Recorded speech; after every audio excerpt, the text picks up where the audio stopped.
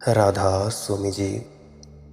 बाणी बाणी अज्ञात अनामी, सतनाम सतपुरुष की।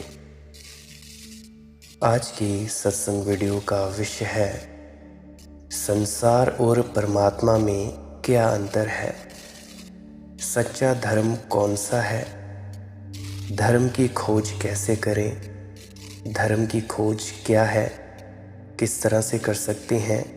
चलिए आज हम इस पूरी सत्संग वीडियो में ये जानते हैं और अपना सत्संग आरंभ करते हैं।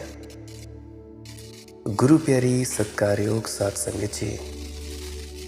धर्म की खोज अज्ञात की खोज है, जो अब तक नहीं जाना उसकी खोज है, जिसे अब तक नहीं पहचाना उसकी खोज है, जिससे अब तक मिलन नहीं हुआ उससे मिलने की अभीप्सा का नाम धर्म है। जो जान लिया वह संसार है, जो अभी नहीं जाना वही परमात्मा है। और परमात्मा अज्ञात ही नहीं है, अज्ञेय भी है। जान जानकर भी जानने को शेष रह जाता है, ऐसा है। जितना उसमें कोई डूबता है उतना ही गहराइयों के और द्वार खुल जाते हैं। सुने हुए गीतों से मनहर मधुर अनसुना गीत, आंखों देखे से सुंदर अनदेखा मन का मीत। जगत वह है जो आंखों से दिखाई पड़ जाता है, और परमात्मा वह जो आंख से दिखाई नहीं पड़ता, और उसे देखना हो तो आंख बंद करनी पड़ती है। संसार को देखना हो तो आंख खोलने की ज़रूरत है, परमात्मा को देखना हो तो आंख बंद करने की ज़रूरत है। धर्म की सारी कला आंख बंद करने की कला है, और आंख बंद करके ही वह दिखाई पड़ता है, क्योंकि वह तुम्हारे अंतरतम में विराजमान है। जिसके मन में जितना कम अनदेखे का अनुराग, उसके प्राणों में उतनी ही क्षीण हो चुकी आग।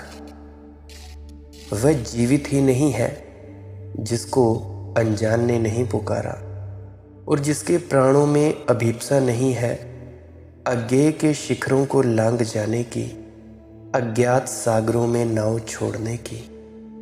जिसके मन में कोई आकांक्षा नहीं है, जो तट पर छोटे से घर बसाकर बस गया है, सुरक्षा के घर, सुविधा के घर, और जिसने यात्रा छोड़ दी है सत्य के पथ की, वह आदमी जीवित ही नहीं है या नाम मात्र को जीवित है। उसके भीतर आग नहीं है, वह बुझी राख है। धार्मिक व्यक्ति प्रज्वलित होता है, उसके भीतर एक आग है, और आग रोज सघन होती चली जाती है, त्वरा रोज बढ़ती चली जाती है। फिर उसके भीतर ऐसी लपट उठती है जो निर्धूम होती है। धुआं कब उठता है? जब लकड़ी गीली होती है तब धुआं उठता है। जब लकड़ी बिल्कुल सूखी होती है तो धुआं नहीं उठता। धुआं आग से नहीं उठता, जैसा आमतौर से लोग सोचते हैं। धुआं लकड़ी में छिपे पानी के कारण उठता है, गीलेपन के कारण उठता है, आग के कारण नहीं। जितनी तुम में आग होगी उतना ही तुम्हारे जीवन में धुआं कम होगा।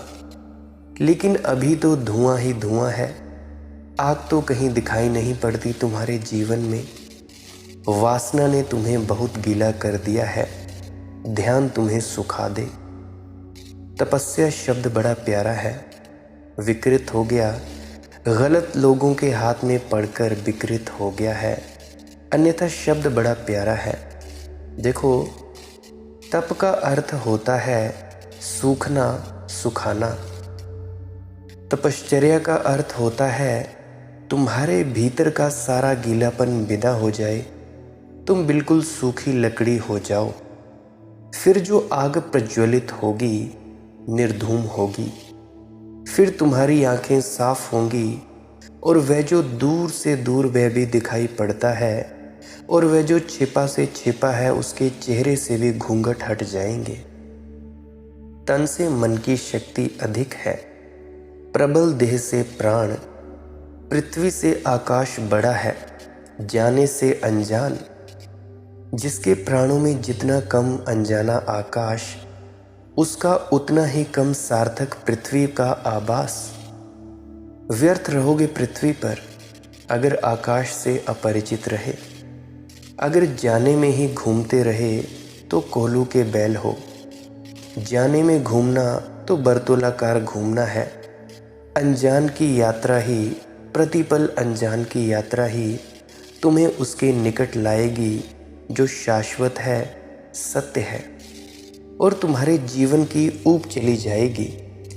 लोगों को देखते हो कितने ऊबे हुए हैं, कितने बोर हो रहे हैं, बोझ ढो रहे हैं पहाड़ों की छाती पर जैसे। न आँखों में चमक है जीवन की, न हृदय में धड़कन है जीवन की, न कोई गीत उठता है, न कोई आनंद का पता चलता है। जी रहे हैं, क्या करें मजबूरी है। जी रहे हैं क्योंकि अभी मौत नहीं आई है। जी रहे हैं, मौत की प्रतीक्षा कर रहे हैं। ये जीना राख जैसा जीना है, और अगर तुम्हारी जीभ पर राख का स्वाद फैला गया है तो कुछ आश्चर्य नहीं है, क्योंकि यह जीना जीना ही नहीं है, ये जीने का धोखा है। जब तक आकाश तुम्हें पुकारे ना, पृथ्वी में तुम गड़ाओ अपनी जड़ें, मगर उठाओ अपनी शाखाओं को आकाश में। रहो जो जान लिया गया उसमें, लेकिन खोजते रहो अनजान को। यही मेरा अर्थ है जब मैं कहता हूँ कि संन्यस्त भी रहो और गृहस्थ भी। गृहस्थ का अर्थ होता है पृथ्वी, संन्यस्त का अर्थ होता है आकाश। और जैसे पृथ्वी और आकाश साथ साथ हैं, ऐसे ही तुम्हारे भीतर भी दोनों बातें साथ साथ खट रही हैं, तुम जानो या ना जानो। देह तुम्हारी पृथ्वी का हिस्सा है, देह की जड़ें पृथ्वी में हैं, और तुम्हारी आत्मा आकाश का हिस्सा है। तुम्हारे भीतर अपूर्व मिलन हो रहा है। तुम क्षितिज हो जहाँ आकाश और पृथ्वी मिल रहे हैं, लेकिन तुम आकाश को भूल ही गए हो। बस तुम पृथ्वी ही पृथ्वी हो गए हो, मिट्टी ही मिट्टी, मृण्मय ही मृण्मय, चिन्मय का तुम्हें पता ही नहीं रहा। अगम कंदरा करोड़ जल रहा जहाँ दीप निर्धूम, सार्थक हैं वे नयन सकें जो दीप शिखा को चूम। प्रकाश को चूमना है, प्रकाश को आलिंगन करना है। उस आलिंगन से ही अर्थ पैदा होगा और काव्य जन्मेगा, और तुम्हारे पैरों में घूंघर बंधेंगे। पद घुंघरू बांध मीरा नाची रे, तुम भी नाच सकोगे, नाचना ही चाहिए। बिना नाचे गए तो व्यर्थ आए और व्यर्थ गए, अवसर चूक गया। अगम कंदरा करोड़ जल रहा जहाँ दीप निर्धूम, और दूर नहीं है वह अगम कंदरा, तुम्हारे ही हृदय की गुफा का नाम है, और वहाँ दिया जल रहा है बिन बाती बिन तेल। वहाँ कोई धुआं नहीं है, ज्योति ही ज्योति है। कहता है कवि, सार्थक हैं वे नयन सकें जो दीप शिखा को चूम। हैं प्रकाश के प्रति जो लोचन जितने स्नेह विहीन, हैं उतने ही दीनहीन व खंडित मुकुर मलिन। तुम्हारी आंखें अगर चमक खोदी हैं तो इसीलिए कि तुमने प्रकाश का प्रेम ही नहीं जगाया है। तुम्हारे भीतर प्रकाश का संस्पर्श ही नहीं हो रहा है। अंधेरे में रहोगे, अंधेरे ही अंधेरे में रहोगे तो आंखें अंधी हो जाएंगी। ऐसे ही तो लोगों की आंखें हो गई हैं अंधी, जिनको सिर्फ पदार्थ दिखाई पड़ता है और परमात्मा नहीं। उनको आंख वाला नहीं कहा जा सकता। पदार्थ तो कैमरे की आंख को भी दिखाई पड़ जाता है, उसमें कुछ खूबी नहीं है। उसकी तस्वीर तो कैमरा भी उतार लेता है, वह तो कैमरे की आंख भी समर्थ है। तुम्हारी आंख में और कैमरे की आंख में कुछ तो फर्क हो, और एक ही फर्क अर्थपूर्ण है, गरिमापूर्ण है। तुम उसे देखने लगो जो पदार्थ में छिपा है, जो पदार्थ की ओट में छिपा है।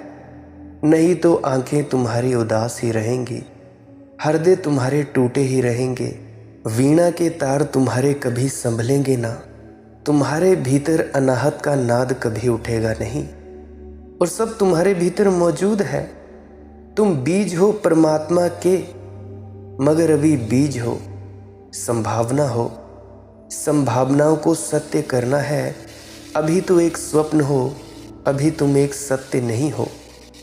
बीज से कुछ सीखो, क्योंकि तुम भी बीज हो और तुम इस पृथ्वी पर सर्वाधिक बहुमूल्य बीज हो, क्योंकि तुमसे ही परमात्मा का फूल खिल सकता है। वह स्वर्ण कमल तुम्हारी झील में ही खिलेगा। तुम पर एक बड़ा दायित्व है। तुम अगर बिना परमात्मा को जाने मर गए तो तुमने अपना दायित्व पूरा ना किया। तुम बीज की तरह ही आए, मर गए, टूटे नहीं, अंकुरित ना हुए, फूले नहीं, फले नहीं। और परितोष, संतोष उसी को मिलता है जो फूला, जो फला। देखा है तुमने, फूल और फलों से जब वृक्ष लद जाता है तो उसके आसपास कैसी परितोष की छाया होती है, कैसे आनंद का भाव होता है, परितृप्ति। आदमी बांझ ही मर जाएगा, अधिक आदमी बांझ ही मर जाते हैं। जो होने को हुए थे बिना हुए मर जाते हैं। बीज से कुछ सोच सीखो। बीज वृक्ष हो सकता है, लेकिन अगर ठीक भूमि ना खोजे तो नहीं हो पाएगा। कंकड़ पत्थर जैसा ही रह जाएगा मुर्दा। और भूमि खोजनी पड़ती है, और भूमि में अपने को गला देना पड़ता है, मिटा देना पड़ता है। देखो, बीज जब मरता है केवल तभी वृक्ष पैदा होता है। खोजो कोई स्थल जहां तुम मर सको, मिट सको। खोजो कोई भूमि जहां तुम अपने को समर्पित कर सको, जहां तुम झुक जाओ और अहंकार गल जाए। वहीं तुम्हारे भीतर से अंकुरण होगा, और वह अंकुरण सच्चा जीवन है। उस अंकुरण से तुम द्विज बनोगे, तुम्हारा दोबारा जन्म होगा। उसके पहले तुम द्विज नहीं हो। कोई भी द्विज नहीं पैदा होता। पहला जन्म माँ बाप से होता है, दूसरा जन्म स्वयं को स्वयं से ही देना होता है। धरती पर भी जड़ जमती है। जड़ हो यदि आकाश में, बसती है आकाश वासिनी प्राण वायु हर श्वास में। तन का जीवन शत वसंत, प्राणों की आयु अनंत है। यहाँ क्षितिज की परिधि, परिधि के पार अपार दिगंत है। कट जाते हैं जन्म जन्म अनदेखे के विश्वास में।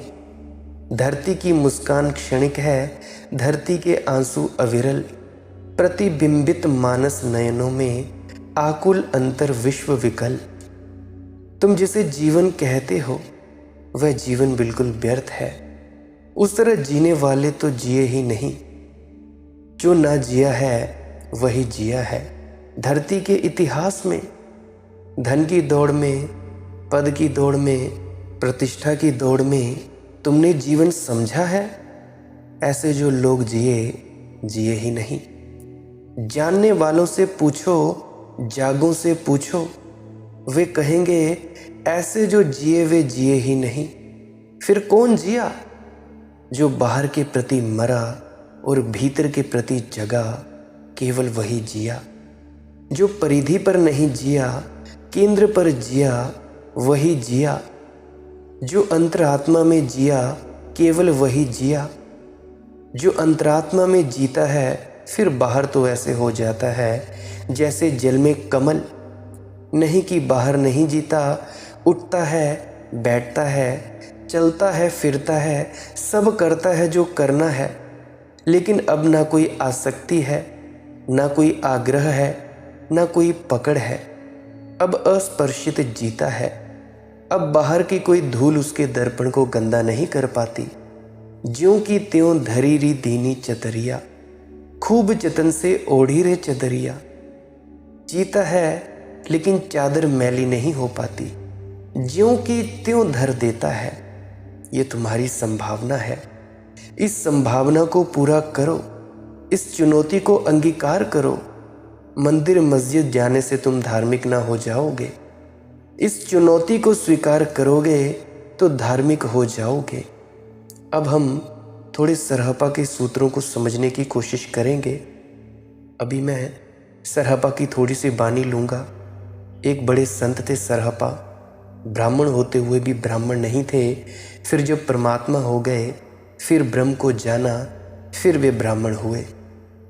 सरहपा के सूत्र अति प्यारे सूत्र हैं।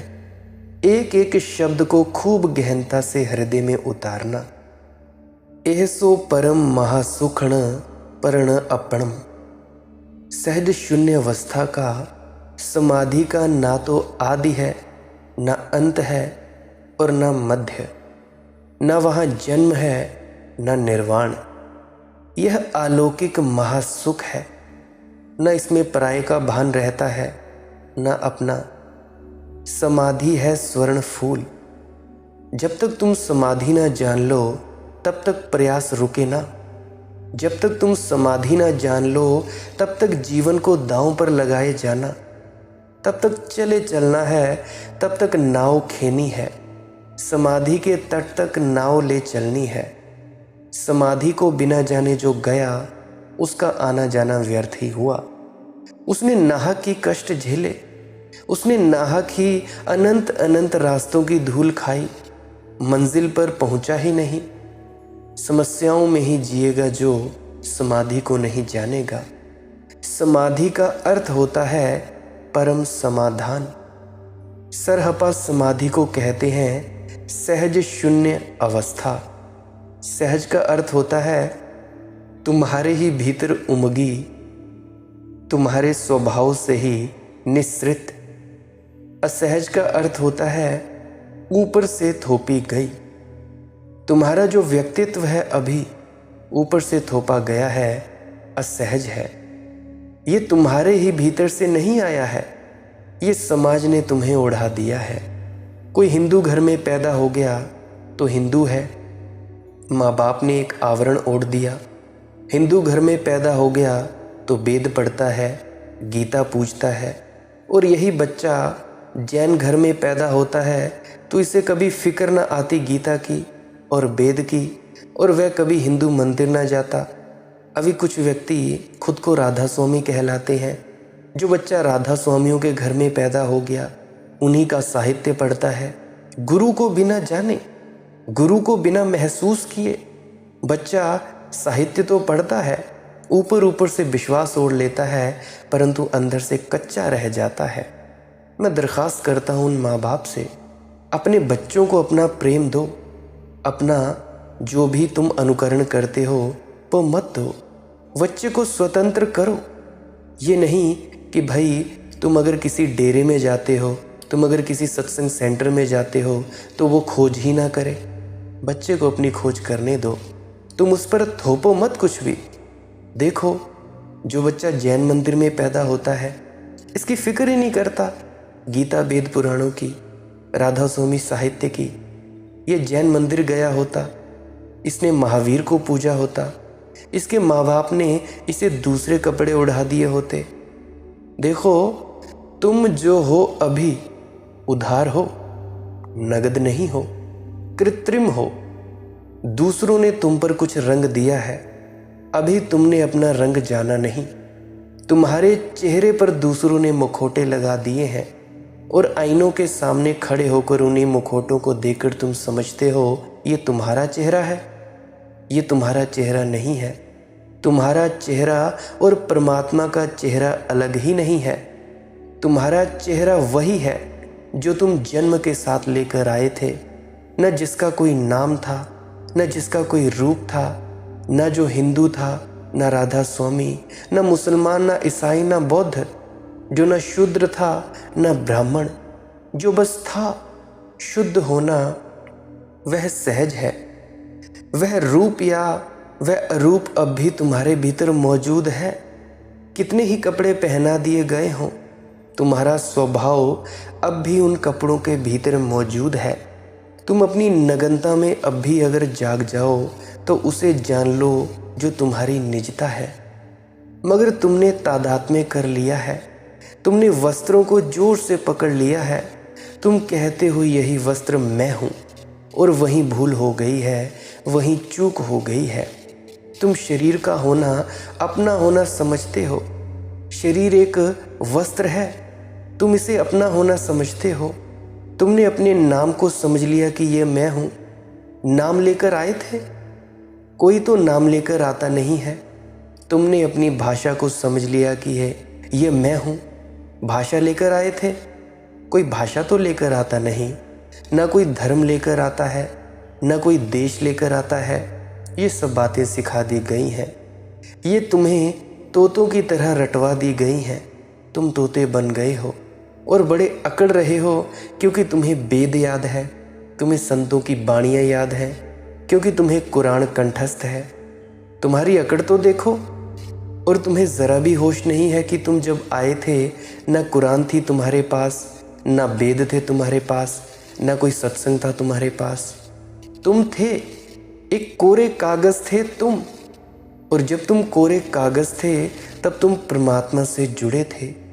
जब से तुम्हारा कागज़ गूंथ दिया गया है तब से तुम समाज से जुड़ गए हो। तब से तुम अपने से टूट गए हो और भीड़ से जुड़ गए हो। तब से तुम भीड़ के हिस्से हो गए हो। तुम्हारी आत्मा खो गई है। सहज का अर्थ होता है जो तुम्हारा स्वभाव है, जो तुम्हें दूसरे से नहीं सीखना है, जो तुम्हें अपने भीतर तलाशना है, जिसका अन्वेषण भीतर ही करना है। उतरते जाओ परत परत, छीलते जाओ अपनी परतों को। उस जगह तुम्हें पहुंचना है जहां साक्षी मिल जाए। इस शब्द को समझ लो तो तुम्हें सहज योग की आधारशिला समझ में आ जाएगी। तुम्हारे भीतर दो चीज़ें घट रही हैं। एक तो साक्षी है जो सिर्फ देखता है, सिर्फ दृष्टा है। दृष्टा से भिन्न कभी कुछ भी नहीं है। मेरी आपसे विनम्र प्रार्थना है गुरु प्यारी साध संगत जी, इस अंक को बड़े शांत में होकर सुनना, ध्यान से सुनना, क्योंकि यही एक सबसे बड़ा सूत्र है जो सूत्र आपको ध्यान की गहराइयों में उतरने में मदद करेगा, जो आपको ज़िंदगी के सुख दुख से ऊपर उठने में मदद करेगा। तो इसीलिए प्रार्थना है, ध्यान से सुनिएगा। आपका भजन सिमरन भी बनेगा इस सूत्र से, तो ध्यान से सुनिए। देखो, फिर से कहता हूँ, तुम्हारे भीतर दो चीज़ें घट रही हैं। एक तो साक्षी है। साक्षी यानी क्या? गवाह, जो सिर्फ देखता है, सिर्फ दृष्टा है। दृष्टा से भिन्न कभी कुछ भी नहीं है। और दूसरी तरफ तुम्हारी देह है, तुम्हारा मन है, तुम्हारे संस्कार हैं, तुम्हारे विचार हैं। ये सब तुम्हारे साक्षी के सामने से गुजरते हैं। फर्ज करो तुम बैठे हो पीछे कुर्सी लगाकर और तुम्हारे आमने सामने से सड़क पर गाड़ियां गुजर रही हैं। कोई तुम्हारी देह है, तुम्हारा मन है, तुम्हारे संस्कार हैं, तुम्हारे विचार हैं। ये सब तुम्हारे साक्षी के सामने से गुजरते हैं। साक्षी माने गवाह। तुम उन सब के गवाह हो, मगर तुम इन्हें सिर्फ देखते नहीं, इनके साथ अपना राग रंग बना लेते हो, इनके साथ आसक्ति निर्मित कर लेते हो। एक उदास बदली तुम्हारे चित्त पर से गुजरी, जैसे आकाश में से एक बदली गुजरती है। आकाश से गुजरती हुई बदली को देखकर तुम ये तो नहीं कहते कि मैं बदली हूँ। अगर ऐसा कहोगे तो लोग तुम्हें पागल समझेंगे, मगर यही तुम कर रहे हो एक गहरे अर्थों में। यही पागलपन। तो जानने वालों की नज़र में तो तुम पागल ही हो। तुम्हारे चित्त पर एक उदासी की बदली गुजरी। अभी क्षण पहले तो धूप थी, कोई बादल ना था। क्षण पहले तो तुम मुस्कुरा रहे थे, बड़े आनंदित थे। फिर तुम्हारे पड़ोसी ने कुछ कह दिया, दो शब्दों की भनकार, और तुम्हारे भीतर एक उदास बदली घिर गई। या किसी ने तुम्हें ऐसी नज़र से देख लिया था जो तुम्हें भाया नहीं। या जो आदमी तुम्हें रोज़ नमस्कार करता था, राधा स्वामी बुलाता था, उसने राधा स्वामी ना की। आज तुम्हारे चित्त पर एक छाया पड़ गई, एक उदास बदली घिर गई। अभी अभी सूरज उगा था, अभी अभी धूप थी, अब अंधेरा हो गया। अब तुम बोले कि मैं उदास हूँ। तुम भूल कर रहे हो, तुम ये उदास बदली नहीं हो। ना ही तुम धूप थे, ना ही तुम छाया हो। पहले भूल की थी कि मैं धूप हूँ, कि मैं प्रसन्न हूँ, कि मैं आनंदित हूँ, कि मैं आनंद हूँ। और अब तुम भूल कर रहे हो ये समझकर कि मैं दुख हूँ। फिर घड़ी बीतेगी और गुस्सा आ जाएगा, और घड़ी बीतेगी तो प्यार आ जाएगा, और 24 घंटे तुम्हारे चित्त की राह पर बहुत सी चीज़ें गुजरती हैं। ये तो बड़ा आवागमन है चित्त का। यह तो राह है जो चलती ही रहती है, दिन रात चलती रहती है। इसमें हर एक यात्री के साथ तुम जुड़ जाते हो और तुम्हें याद भी नहीं आता कि तुम सबसे अलग हो।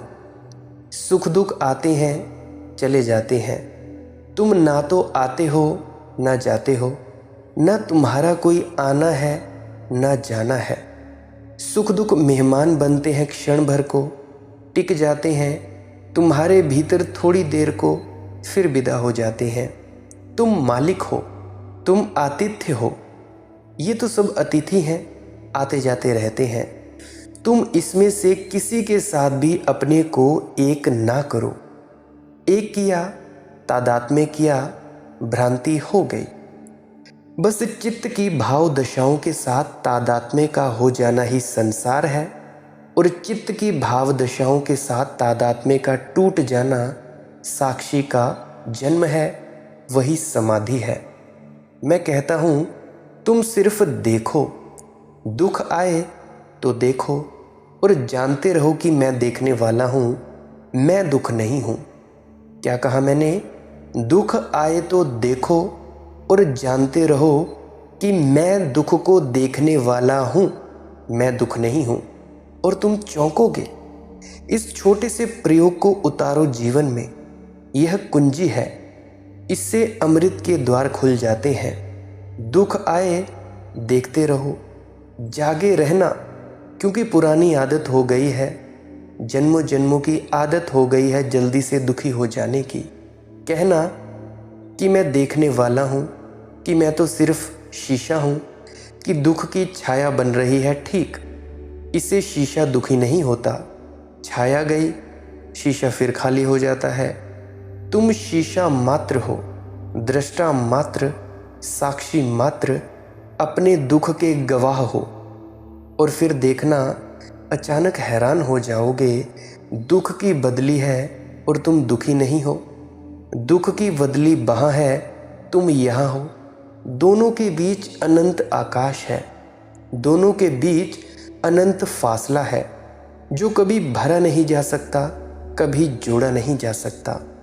उदासी होगी और तुम उदास ना होगे, तुम सिर्फ निरीक्षण करोगे, अवेयर रहोगे, फिर खुशी भी आएगी। अब खुश मत हो जाना, क्योंकि दुख को तो देखने की आदमी चेष्टा कर लेता है, क्योंकि दुखी तो कोई होना नहीं चाहता। लेकिन सुख को तो जल्दी से आलिंगन कर लेता है, सुख को तो जल्दी से ओढ़ लेता है। सुख के साथ भी यही करना। वह भी बादल है, वह भी आया गया मेहमान है। ऐसे हर मेहमान के पीछे चलने लगोगे तो जिंदगी टूट जाएगी, टूट ही गई है। आए सुख देखते रहना। अगर तुम सुख और दुख दोनों को देख सको तो तुम्हारे भीतर जो अवस्था पैदा होगी, उस अवस्था का नाम सहज है, साक्षी है, एक गवाह होना है, समाधि है। पहले तो क्षण भर को बनेगी ये बात, मगर क्षण भर को बनी तो बन गई। पहले तो क्षण भर को झलक मिलेगी साक्षी की, मगर उतनी झलक ही काफ़ी है। स्वाद एक बार आ जाए, बस तुम हैरान हो जाओगे कि कितना अपूर्व रस बहता है उस क्षण में। कैसी अमृत की धार बरस जाती है, ना दुख ना सुख। उस अवस्था को सरहपा ने महासुख कहा है। ना दुख ना सुख। ख्याल रखना, महासुख शब्द से धोखे में मत पड़ जाना। शब्द का कोई उपयोग तो करना ही पड़ेगा। कोई उस अवस्था को आनंद कहता है, मगर उसमें भी बड़ी भूल हो जाती है, क्योंकि तुम समझते हो आनंद यानी सुख ही सुख की महाराशि। सरहपा ने महासुख कहा है, इसे भूल में मत पड़ जाना। तुम्हारे सुख से महासुख का कोई संबंध नहीं है। महासुख तब अनुभव होता है जब सुख और दुख दोनों विदा हो जाते हैं, दोनों चले जाते हैं। महात्मा बुद्ध का शब्द उचित है। बुद्ध शांति शब्द का उपयोग करते हैं, कहते हैं परम शांति। अब ये परम शांति क्या है, परम शांति कैसे उपलब्ध होती है, कैसे इसमें उतरा जाता है, इसके बारे में चर्चा हम कल की सत्संग वीडियो में करेंगे। आज के लिए बस इतना ही। अगर आज की वीडियो के प्रति कोई सवाल हो तो आप जी पूछ सकते हैं कमेंट सेक्शन में, टेलीग्राम पे पूछ सकते हैं। टेलीग्राम पे सर्च करें मालिक की मौज सत्संग, वहाँ पे आप अपना मैसेज छोड़ सकते हैं। अगर किसी को कॉल के माध्यम से भी कुछ पूछना हो, वहाँ पे मैसेज छोड़ दीजिएगा। कॉल के माध्यम से भी आप जी पूछ सकते हैं। मैं आपको अपना नंबर दे दूँगा और आप कॉल के माध्यम से पूछ सकते हैं। कॉल करने का वक्त है दोपहर के 2 बजे से लेकर शाम के 7 बजे तक। अगर किसी का फ़ोन मैं ना उठाऊं तो प्लीज़ मुझे माफ़ करें। अगले दिन आप जी कॉल ज़रूर ट्राई करें। अगर उठा लिया तो ठीक है, नहीं तो उससे अगले दिन आप जी कोशिश कर सकते हैं। ऐसा मैं इसलिए तो कह रहा हूँ क्योंकि मैं भी एक गृहस्थ आदमी हूँ, मुझे भी कुछ काम पड़ जाते हैं, तो उसकी वजह से मैं आपके फ़ोन नहीं उठा पाता हूँ। फ़ोन ना उठाने के लिए माफ़ी चाहता हूँ। कोशिश करूँगा कि आप जी के सारों के फ़ोन उठाऊँ और सभी के प्रश्नों के जवाब दूँ। अगर आप जी को इस वीडियो से थोड़ा सा भी फ़ायदा मिला है तो आप जी इस वीडियो को अपने मित्रों तथा परिजनों तक ज़रूर साझा करें। अगर आप जी का मन शांत हुआ है तो इसको अपने व्हाट्सएप स्टेटस में ज़रूर शेयर करें, अपने ग्रुप्स में शेयर करें, टेलीग्राम पे शेयर करें, इंस्टाग्राम पे शेयर करें। जहाँ शेयर करना हो कर दें। अगर कोई नहीं कर सकता, अगर कोई कम पढ़ा लिखा है तो कोई बात नहीं जी, आप ऐसे ही सत्संग वीडियो सुनते रहिए और आनंद मनाते रहें। और आपने किसी को ज़बरदस्ती नहीं कोशिश करनी है कि कोई सुने, आपने बस शेयर करनी है। या आप मुंह से बोल सकते हो कि भाई आप मालिक की मौज सत्संग यूट्यूब चैनल सर्च करें और उसको सुने।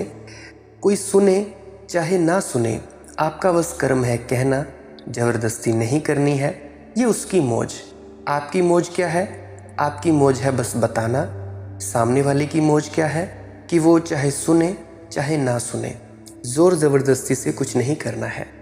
अगर आप जी इस चैनल को सब्सक्राइब करना चाहते हैं तो कर सकते हैं, बेल आइकन दबा सकते हैं ताकि रोज़ नई नई नोटिफिकेशंस आपको आती रहें, आपको नया सत्संग मिलते रहें। अगर नहीं करना हो तो रोज़ सर्च कर लिया करें मालिक की मौज सत्संग, यूट्यूब पे जाएं तो आपको जो भी नया सत्संग डला होगा आप जी को मिल जाएगा, सुबह 6 बजे से लेकर शाम के 6 बजे तक। अगर कभी ना मिले तो आप जी पुरानी वीडियोस को अवश्य सुने। पुरानी वीडियोस को सुनने से भी आपका फ़ायदा होगा और आप जी के प्रश्नों के जवाब मिल जाएंगे।